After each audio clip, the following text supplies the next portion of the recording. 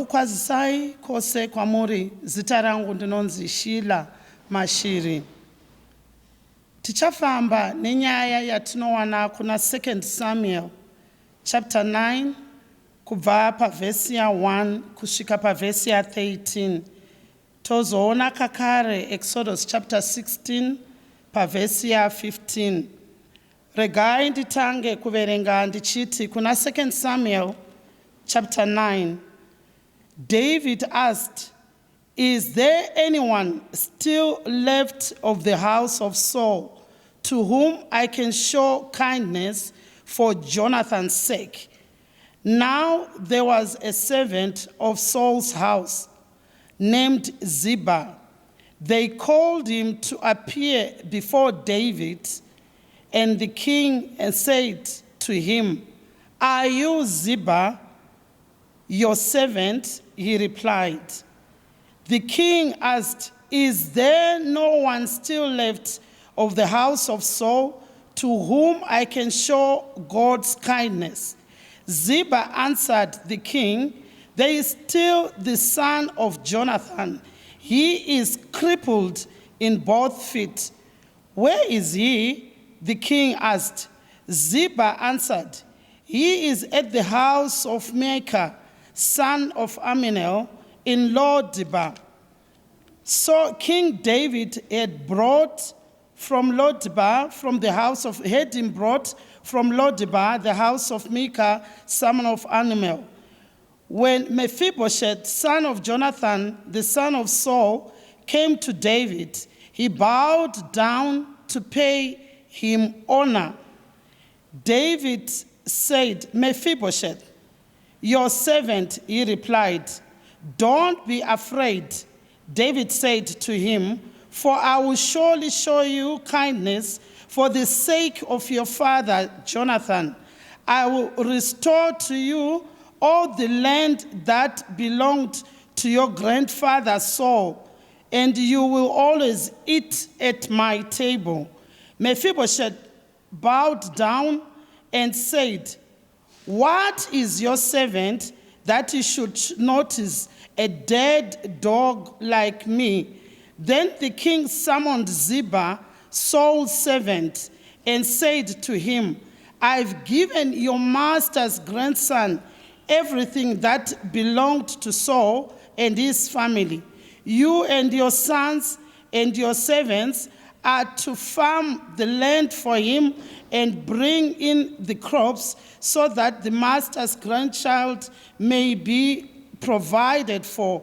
And Mephibosheth should always eat at my table." Now Ziba had 15 sons and 20 servants. Then Ziba said to the king, "Your servant will do whatever my lord your king commands his servants to do." So Mephibosheth ate at David's table like one of his king's sons. Mephibosheth had a young son named Micah, and all the members of Ziba's household were servants of Mephibosheth. And Mephibosheth lived in Jerusalem because he always ate at the king's table and was crippled in both feet. Amen. Exodus chapter 16, verse 15, it says, "That evening quail came and covered the camp, and in the morning there was a layer of dew around the camp. When the dew was gone, the flakes like frost on the ground appeared on the desert floor. When the Israelites saw it, they said to each other, 'What is it?' For they did not know what it was." Dear friends, I will then elaborate on realizing God's grace. Ndima mbiri dzataverenga tiri kunzwisisa David achibvunza kuti, "Is there anybody left in the house of Saul that I might show favor?" kuti anzwisise.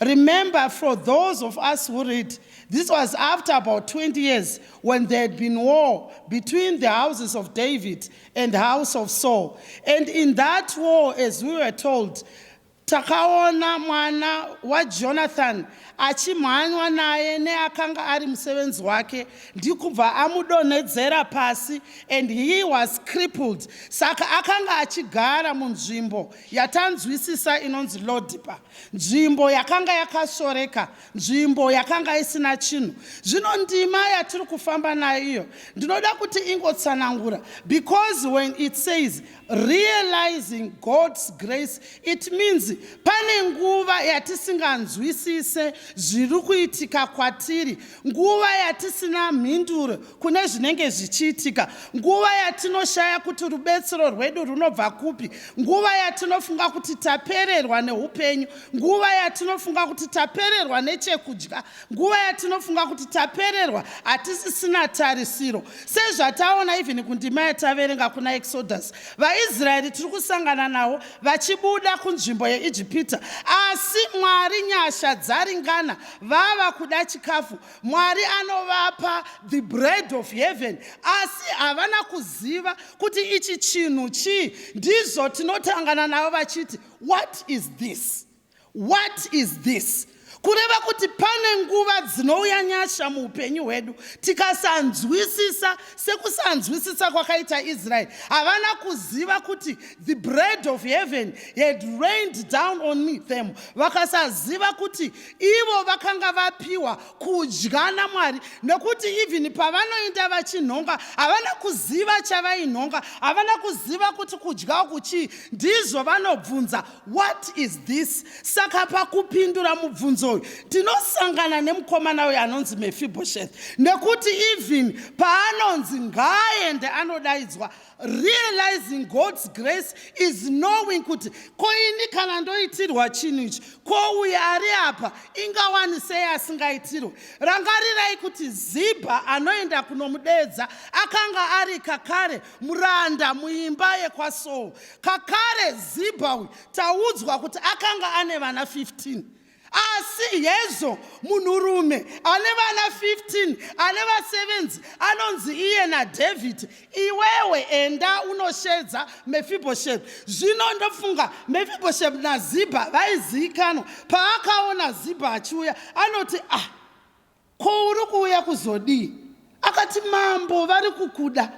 Ndofunga Mephibosheth akataura akati, ko mambo vangadai nini? Iwe Zibha une vana 15 iwewe, iwe Zibha wakakodzera, iwe Zibha unofamba, iwe Zibha una kuremara, iwe Zibha une zvose. Mambo vanozodirei ini kuti ndiuye kuda panguva yakafunga kuti zvino ndonopedziswa, nekuti hondo iyi yatanga, nekuti mukurarama kwaitwa munzvimbo iyi kwakanga kuchinzikana dzimba nedzimba dzarwa, vaifanirwa kuparadza zvose zvakanga zvichiita kuti muri muvengi nemuvengi. Zvino paanonzi enda unodedza, ndofunga dzimwe dzenguva akati ndava kutoparadzwa, hondo iya yava kuenderera mberi. Asi ndicho chinonzi grace, nyasha dzekuti Zibha aripo nezvakakwana nezviri paari, anoenda kunosarudzwa ndeMephibosheth wakanga akaremara, akanga asingatarisike, nekuti paanouya pamberi paDavid, he even says to David,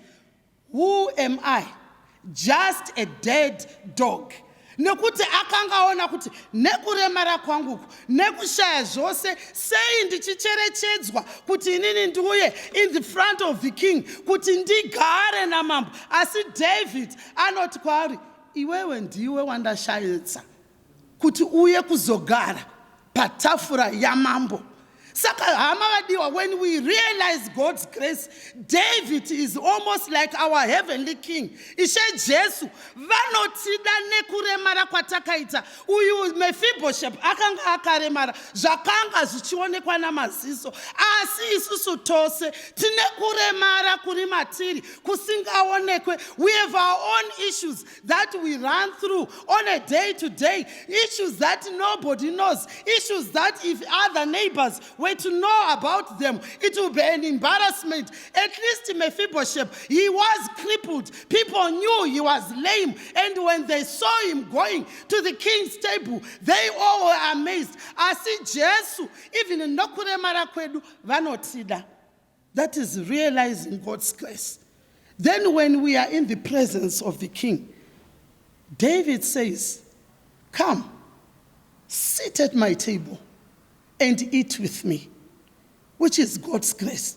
Apana chakanga chiri pana Mephibosheth. Akana chakanga chichimuita kuti akodzere, but dzinonzi nyasha. Nokuti, even when we read in the book of Hebrews, inotiudza kuti we should boldly come to the throne of grace, chigaro chenyasha, chigaro chetsitsi, that we might also even obtain mercy and find grace in the time of need. Kureva kuti in the presence of the king, ndipo pane nyasha, ndipo patinowanirwa nyasha. God's grace, rinoti kana ratiwana, rinoti tsvaga wherever we are. God's grace, haitarise classes. God's grace does not look at stature. God's grace does not look at where do you belong. God's grace does not even care the color of your skin. God's grace will locate us wherever we are and bring us to the king's table. So when Mephibosheth goes there, you know the one thing, hana kubvunza Ziba kuti zvandakapfeka zvakakwana here. No, he knew he was going in front of the king. Haana kana kubvunza kuti, am I looking okay? Oh, no. And remember, grace located him after 20 years. There are times when we go through, we could have had challenges, even in our lockdown. We could have challenges, even when we're walking down. And this was just maybe 6-7 months. But with Mephibosheth, it was actually after 20 years. Kureva kuti nyasha dzamwari dzinouya kwatiri in times when we do not expect it. And when it brings us to, when we realize God's grace, regai ndikuudzei chimwe chanoita kuti inotiswededza pedyo namambo. Mwari havana basa kuti takabatei, Mwari havana basa kuti takatakurei. He will want us, he will bring us even at his table. And God's grace makes us kutitite a communion with the king.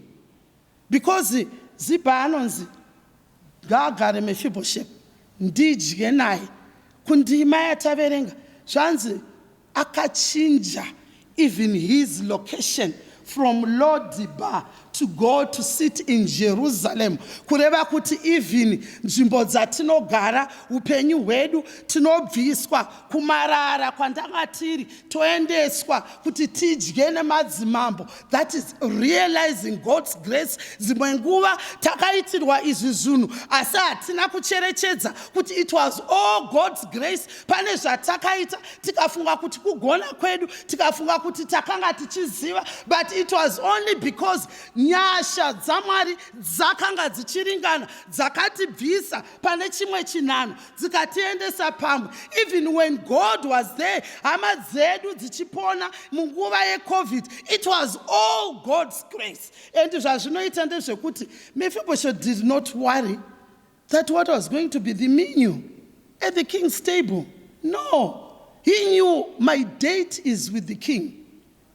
And he knew vanhu vaizviziva mambo David akanga ana vana vakanaka, vana Absalomu atinoziva vakanga vakanaka. But Mephibosheth did not care whether he was going to sit beside Absalom with his long hair, with all his stature. Akanga ari munhu aizikanwa, because even when you read the Bible, zvinonzi Absalom akanga akanaka, asi Mephibosheth akati, I will sit before him, because the person who then matters is the person that has extended grace to me. He did not worry that he has come to the communion where there are Christians that say to ourselves, takanga tirimo for years and years, takadziona nyasha, asi Mwari vanoti panguva when you have realized the grace and you have come to me, I will extend to you the communion, so that like any one of my children, you are also part of that communion. Mwari havacherechedze kuti somebody has been there for years, somebody has been there,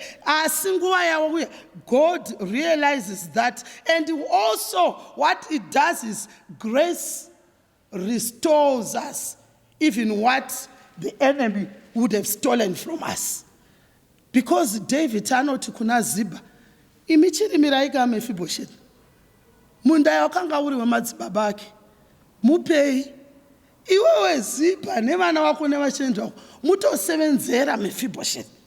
And Mephibosheth says, ndimi makanga muripo manga muchitombogara namambo.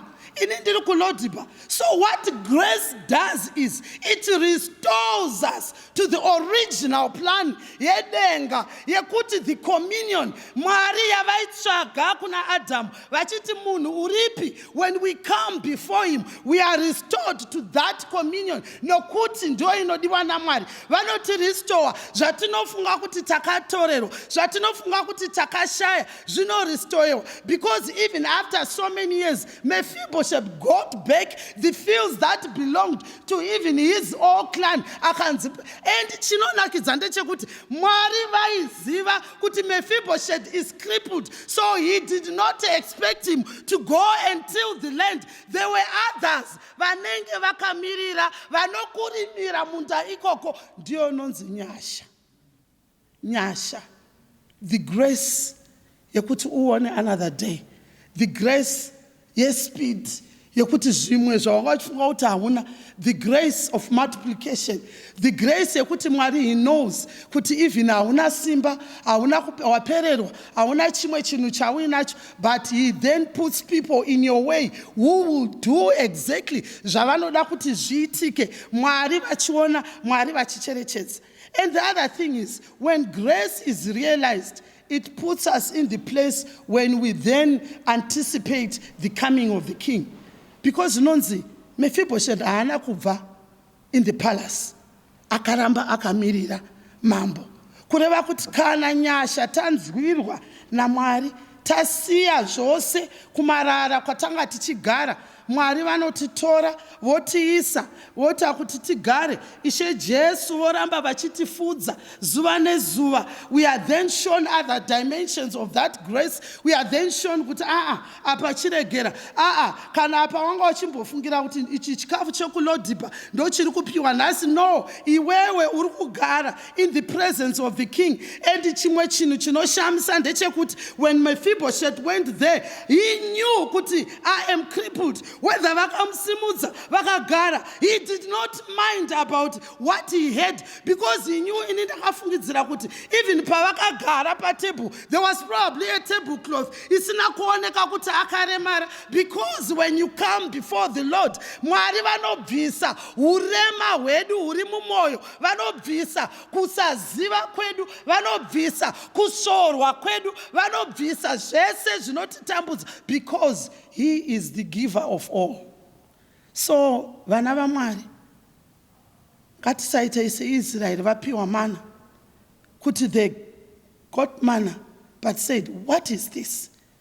Nyasha dzakatikomberedza, nyasha dzinesu, nyasha dzinofamba nesu, nyasha dzinotitora kwatanga tiri, nyasha dzinotisa in the presence of the king, nyasha dzinoita kuti timirire kuti tichiwane ichocho chataunzirwa pamberi pamambo. Nokuti shoko rinoti iro ndiye Mwari vanoita all grace sufficient for everything that we need. So let us then realize God's grace, grace which can only be given kana tapiwa meso anoona, meso enyasha, meso etsitsi. Saka wherever we are, let's then begin to realize that when situations are bad, there is a God who loves us. There is a God who's there for us. There is a God who will reach out unto us. There is a God who will come, even send his angels, even to come before us, even to surround us, even to give us food, because he is a caring God.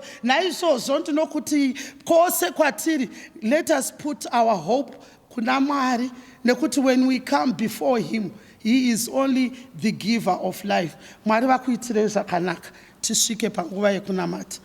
Baba tinokuvongai, Baba tinokutendai kuti tiutore nyasha dzenyu, tidzicherechedze nguva nenguva, tidzicherechedze zuva nezuva. Makatendeka, makavimbika, uye muri mutsvene, uye makarurama. Tinokuvongai, tinokutendai muzita raJesu anorarama nekusingaperi. Amen.